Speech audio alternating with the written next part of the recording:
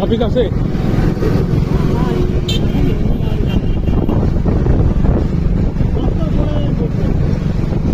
Helmet নিয়ে বাইরে একটা মামলা দিয়ে দেয় এরা।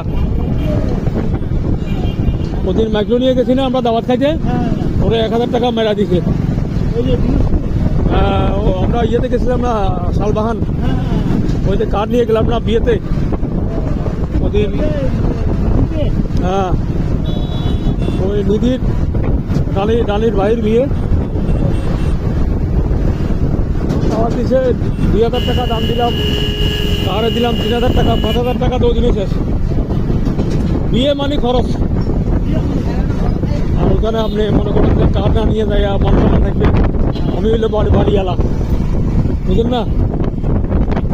এখন মনে করেন যে ঢাকা থেকে মেহমান টেমান আছে তাদের, অনেক সময় পরিস্থিতি ইয়ে করতে হয়। তাহলে তো আমরা মনে করেন যে 500 টাকা দিয়ে 60টা পেতাম।